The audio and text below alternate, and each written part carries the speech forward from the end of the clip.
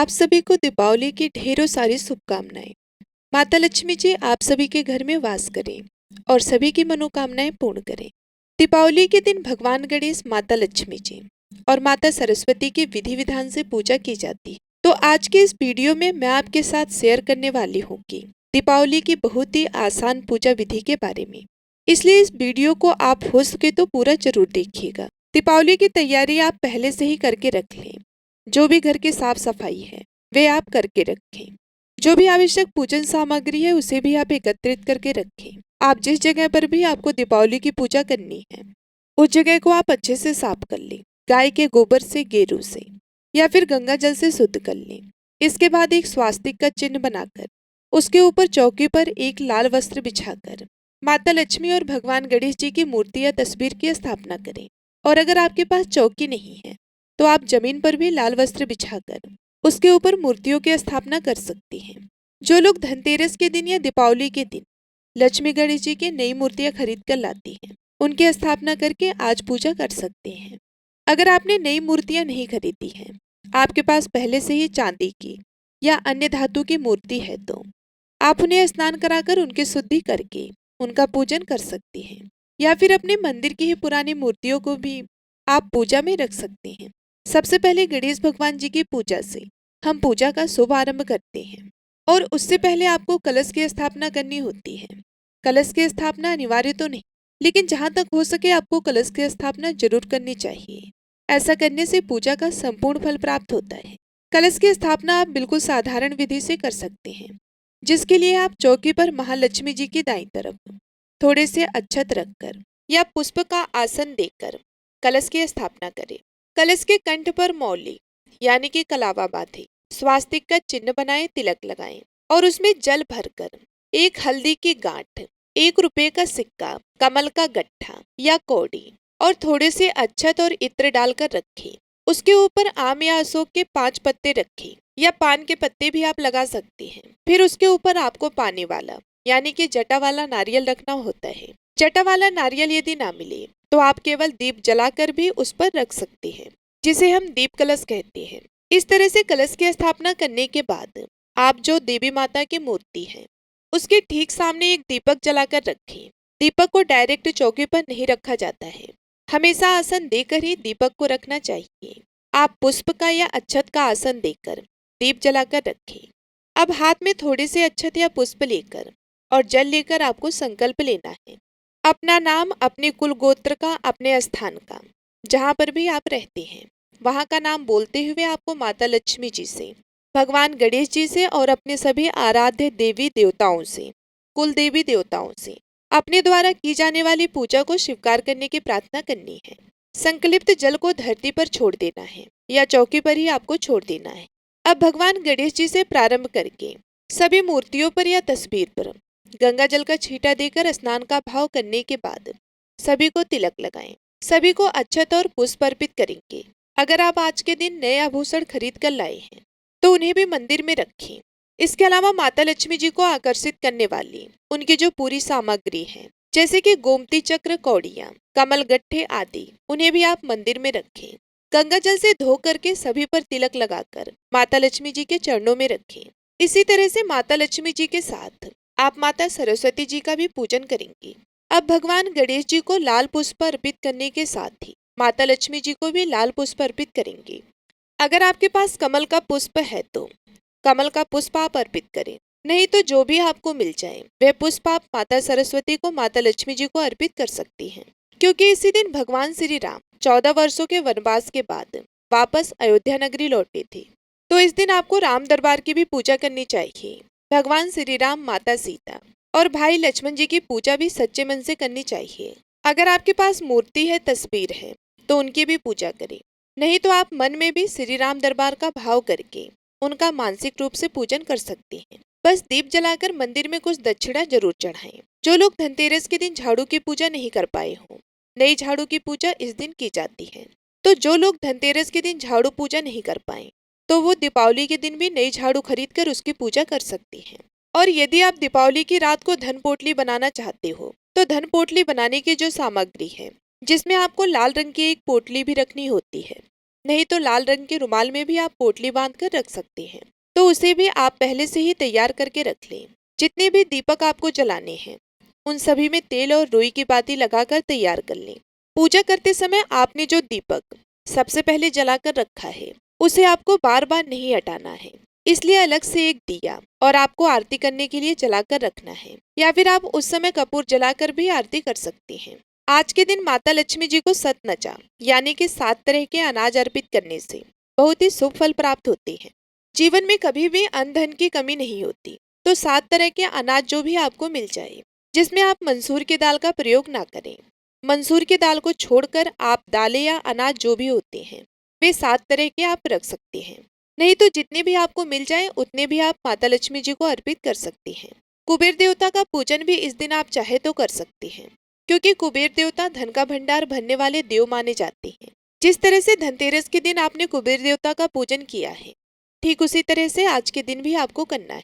जो भी भोग भगवान को आपके यहाँ पर माता लक्ष्मी जी को या दीपावली की पूजा में लगाया जाता है उसे आप तैयार करके रखें। पूजा करते समय सच्चे मन से श्री सुक्तम का, लक्ष्मी स्रोतम का या कनकधारा स्रोतम का पाठ पढ़ा या सुना जाता है। अगर आप यह पाठ नहीं कर पाते, नहीं सुन पाते, तो केवल आप ओम श्री महालक्ष्मी नमः इस मंत्र का यथासंभव जितनी देर तक भी आपके लिए संभव हो सच्चे मन से एकाग्र मन से इस मंत्र का जाप करें। इसके अलावा कुछ खास चमत्कारिक सिद्ध मंत्र हैं जिनका जाप अगर आपके पास कमल गट्ठे की या स्फटिक की माला है तो उससे कर सकते हैं।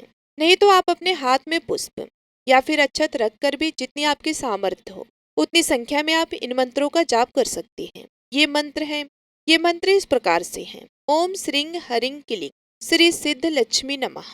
ओम हरिं श्रीं लक्ष्मी वासुदेवाय नमः। यदि आप कनकधारा या फिर सुक्तम का पाठ नहीं कर पाते हैं या फिर नहीं सुन पाते हैं तो आपको महालक्ष्मी जी के 8 नामों के 8 स्वरूपों का जप करना होगा। तो आप महालक्ष्मी जी के 8 स्वरूपों के 8 नामों का जप कर सकते हैं।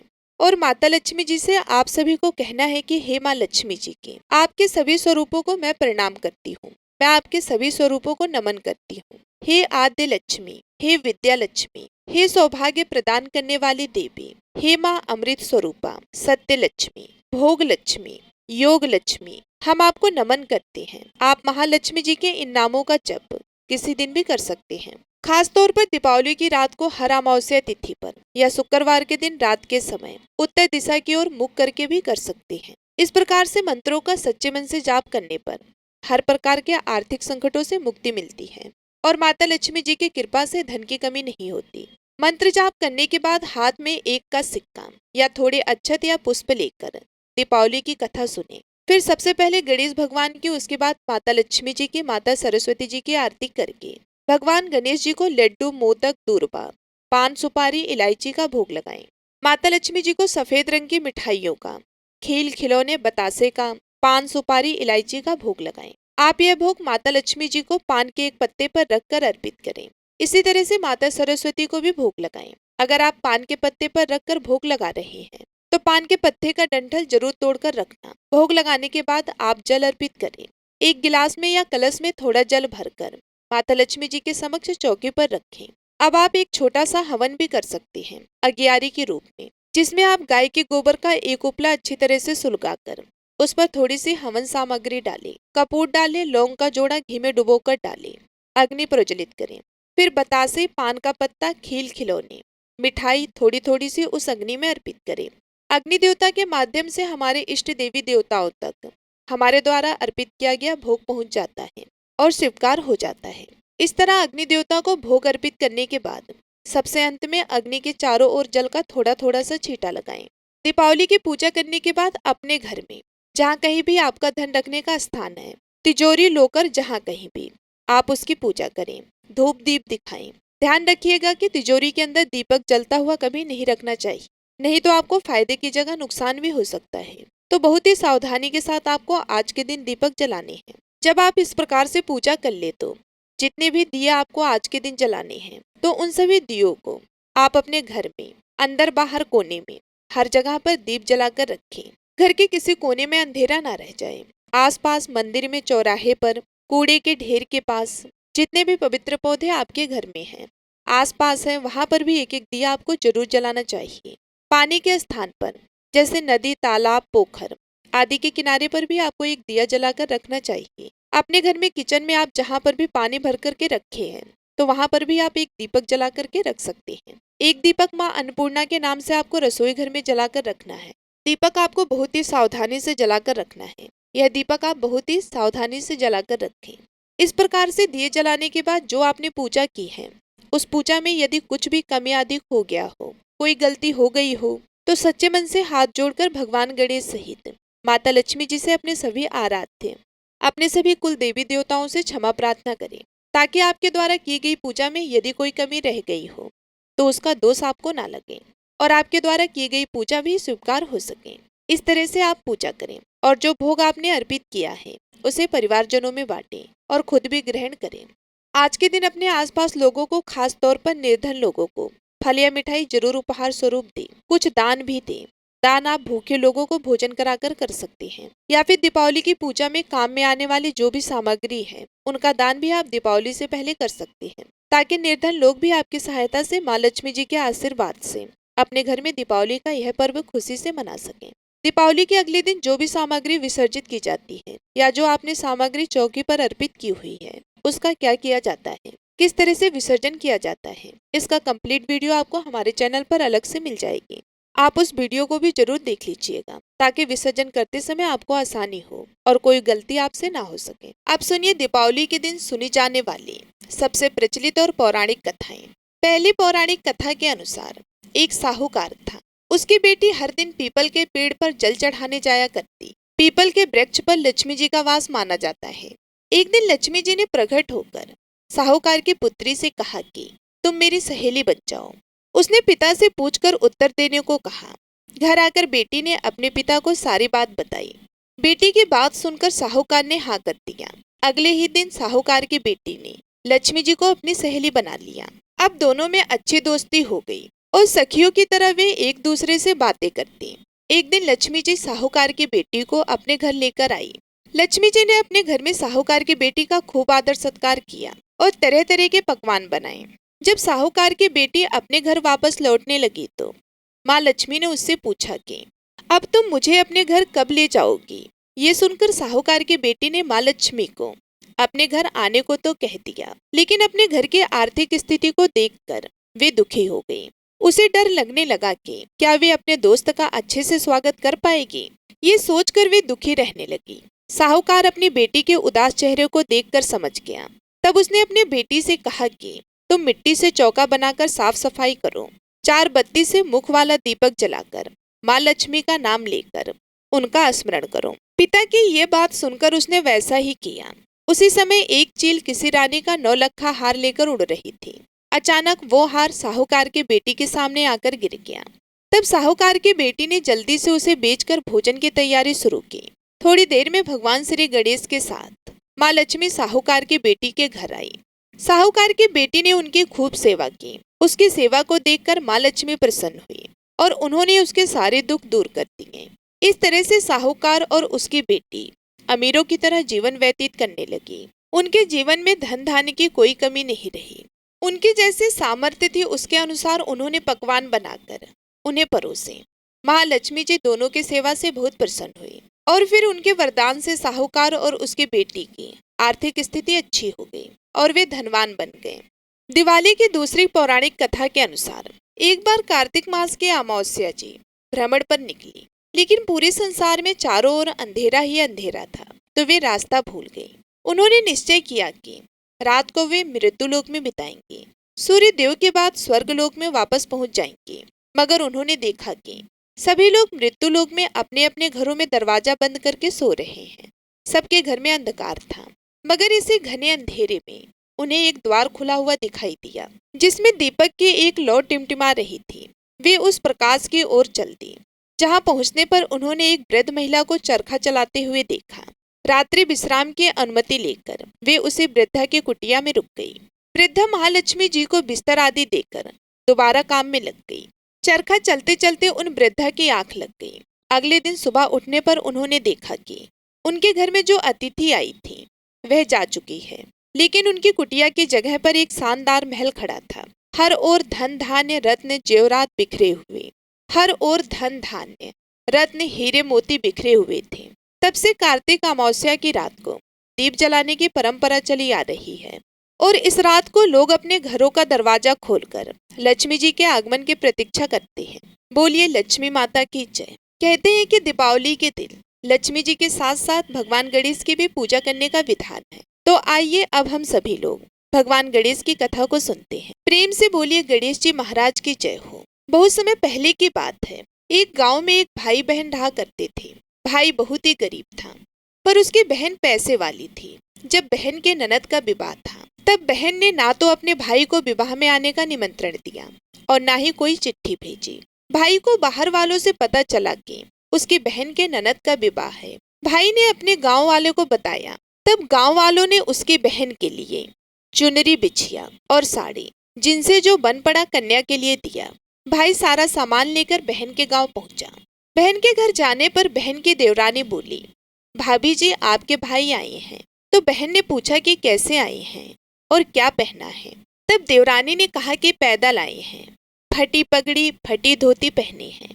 तो बहन बोली, मेरे ससुर हवेली के सामने दुकान में बैठे हैं, मुझे शर्म आती है। भाई को बोलो पीछे के दरवाजे से आए। भाई के आते ही बहन ने भाई को एक कमरे में बंद कर बाहर से ताला लगा दिया। एक तरफ लड़की का विवाह हो रहा था, गाजे बाजे बज रहे थे, अतिथियों को भोजन कराया जा रहा था और दूसरी तरफ भाई को कोई भी पानी तक पूछने वाला नहीं था। तभी भांजे की बहू को दया आई और उसने दरवाजा खोल दिया। दरवाजा खुलते ही भाई वहां से भागा। 2 दिन के भूखे प्यासे रहने के कारण उसे चक्कर आने लगे। रास्ते में एक गणेश जी का मंदिर था, वहां जाकर वह गिर गया और रोते रोते गणेश भगवान को अपनी व्यथा सुनाई और बोला कि हे गणेश जी महाराज, आज मेरी गरीबी के कारण से मेरी सगी बहन ने मुझे धिक्कार दिया। घर जाने पर मेरी पत्नी, मेरे बच्चे जब पूछेंगे कि विवाह से क्या मिठाई लेकर आई हो, तो मैं क्या जवाब दूंगा। तब गणेश जी को उस पर दया आ गई और गणेश जी भगवान बोले कि मेरे बगीचे से ककड़ी और तरबूज तोड़कर ले जाओ। तब भाई ने ककड़ी तोड़कर झोला भर लिया और अपने घर गया। घर जाते ही बच्चे ने पूछा, पिताजी बुआ के यहाँ से हम लोगों के लिए क्या लाए हो। झोला खोलते ही छोटे तरबूज सोने के गेंद में बदल गए। बाकी तरबूज काटने से हीरे मोती निकले। पत्नी बोली कि आप बहन के घर से इतना सब कुछ क्यों लाए, आपकी बहन ने हम लोगों को बहुत ज्यादा दे दिया है। भाई ने कुछ भी जवाब नहीं दिया। गणेश भगवान की कृपा से उनके दिन बदल गए। भाई का काम धंधा जोरों से चलने लगा। धीरे धीरे गहने, कपड़े, रहने के लिए मकान बन गए। पत्नी बोली कि एक बार ननद जी को बुला कर लाओ। तो भाई ने नए कपड़े, नए जूते पहनकर रथ में बैठकर बहन को लेने गया। देवरानी बोली कि भाभी जी आपके भाई आए हैं। बहन ने पूछा कि कैसे आए हैं और क्या पहना है। तब देवरानी बोली कि रथ में बैठकर खूब ठाट बाट से आए हैं। बहन बोली, मेरे भाई को बोलो कि हवेली के सामने से आए, मेरे ससुर देवर जेठ देखेंगे। भाई का बहन ने खूब स्वागत और सत्कार किया। भाई बोला कि बहन मैं तुम्हें लेने आया हूँ। तब बहन ने कहा कि मुझे भी बहुत दिन हो गए हैं, चलो मैं चलती हूँ। भाई बहन को लेकर अपने घर आया। भाई और उसकी पत्नी ने बहन का खूब आदर सत्कार किया। जो चीजें मांगी सब बनवा कर दिया। बहन बोली, भाई मुझे एक जूती चाहिए। तब भाई ने मोची को बुलाया और कहा कि मेरी बहन के लिए ऐसी जूती बनाओ जो मुंह से बोले। भाई ने बहन को बहुत सारा धन देकर विदा किया, पर अभी तक वह जूती नहीं आई थी। बहन रवाना होने लगी। तभी मोची जूतियां लेकर आ गया। बहन के जूती पहनते ही जूतियां बोली कि निर्धन भाई की पैसे वाली बहन, गणेश जी का बगीचा नहीं होता तो आज क्या करती। बहन तब भाई की पत्नी से पूछने लगी, ये कहाँ से आवाज आ रही है। तभी भाई ने कहा, सुबह का समय है, कोई जीव जंतु बोल रहे होंगे। भाई ने घोड़े गाड़ी को जल्दी आने को कहा। बहन के जाते ही पत्नी जिद करके बैठ गई कि जूतियां क्या बोल रही थी। तब पति ने अपनी पूरी आप बीती सुनाई कि कैसे बहन ने मुझे 2 दिन भूखा रखा, कमरे में बंद कर दिया था। भांजे की बहू ने दरवाजा खोला, तब मैं बाहर आया और गणेश जी की शरण में जा पहुंचा। गणेश जी की कृपा से हमारे दिन बदली हैं। उसने अपनी पत्नी को सारी बातें बताई। तब पत्नी बोली, अगर मुझे मालूम होता तो मैं आपकी बहन को कुछ भी नहीं देती, मेरा दिया हुआ सब कुछ वापस लेकर आओ। तब पति बोला कि गणेश भगवान ने हमें सब दिया है, अगर वे मुझे भूखा प्यासा कमरे में बंद नहीं करती तो मैं गणेश भगवान के मंदिर में क्यों जाता, मैं गणेश जी को अपना दुखड़ा क्यों सुनाता। तुम अपना मन मैला मत करो, और अपने पर तो गणेश जी की कृपा है और किस चीज की कमी है। फिर दोनों गणेश जी के आगे झुककर प्रणाम करते हैं और जयकारा लगाते हैं, हे गणेश जी महाराज, जैसी कृपा आपने गरीब भाई पर की, वैसे ही अपने सभी भक्तों पर अपनी कृपा बनाए रखना। तो प्रेम से बोलिए गणेश जी महाराज की जय हो। आइए सुनते हैं गणेश जी महाराज की अगली पौराणिक कथा।